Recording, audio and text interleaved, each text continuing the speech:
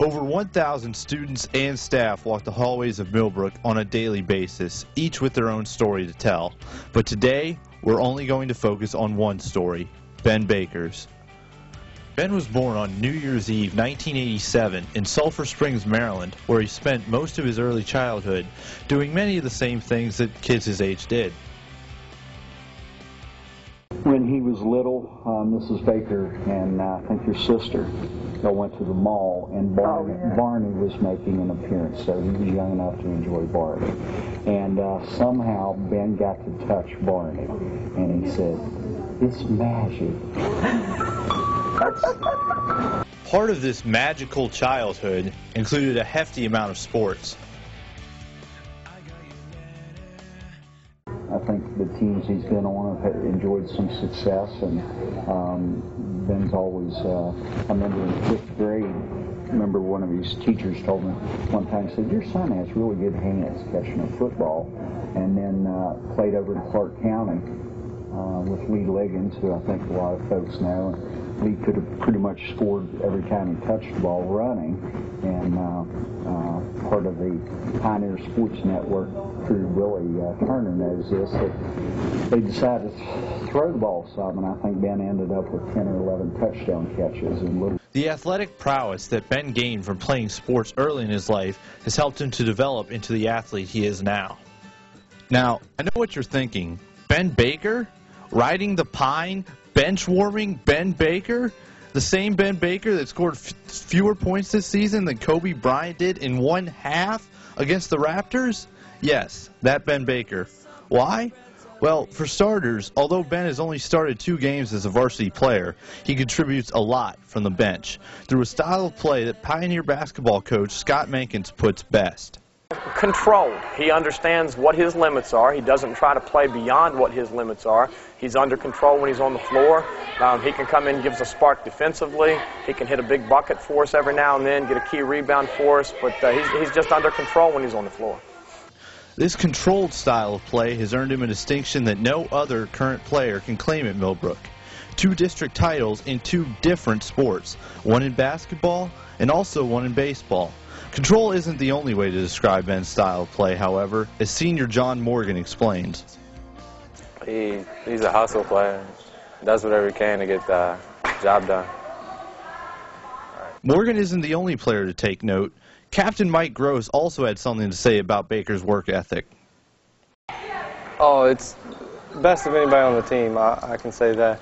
I mean, he's a great competitor in all the drills, and he just shows the kids what to do to get better. None of the success that Ben has enjoyed as an athlete comes free. Championships are paid for in sweat, and because Baker doesn't have all the physical gifts that the rest of his teammates have, he pays a much higher price. A price that hasn't gone unnoticed by his coach, who spoke volumes of what Ben's work ethic is like.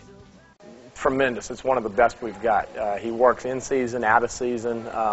He deserves more recognition than what he gets. He's tremendous work ethic, and it leads him to be a great role model for the younger players.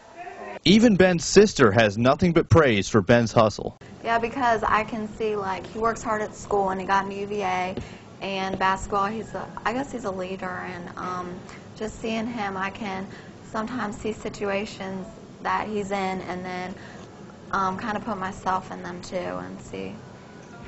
In that last interview, Madison talked about Ben getting accepted into the University of Virginia, and getting accepted into UVA is not easy, especially considering the average SAT score on the old SAT hovered around 1,300 for the average applicant.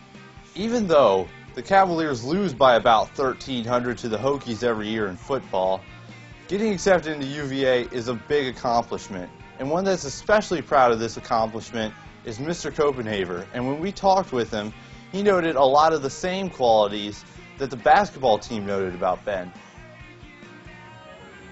Ben Baker walked into my classroom during his 10th grade year, kind of just a quiet kid who, and what I saw from him as the year went on is, even though he's a quiet person, he's a quiet leader, and he took a leadership role throughout when we were doing labs. And that's one of the strengths that I saw with Ben, is Ben's quiet leadership. He doesn't come across, even though he's one of the most intelligent students I've come across, he doesn't come across as a know-it-all. Although Ben's quiet leadership came across as a strong trait, Mr. Copenhaver thought that Ben has an even greater strength. His greatest strength is his personality, and the fact that his personality comes through in every situation. He's not an overpowering personality, and the leadership that he shows in lab groups, in small classes as well as large classes. That personality, grouped with his quiet leadership and tremendous work ethic, have pushed him to #1 in his class. But if you think that high school credentials are impressive, listen to his plans for after high school. Going to UVA next year to study biomedical or chemical engineering. Whether it be making a key defensive play or acing an AP exam, Ben always seems to be prepared for every situation. So how does he find time for it all? Well, we'll let Ben tell you. I think sports have just taught me how I needed to manage my time and be able to balance school and everything else. And also that, you know, hard work can really pay off on the court and in the classroom. With Ben's success on and off the court, is it any wonder that he was picked by the senior class as most likely to succeed? Well, as time winds down on this story, maybe we should take some time to think about what a good work ethic can do.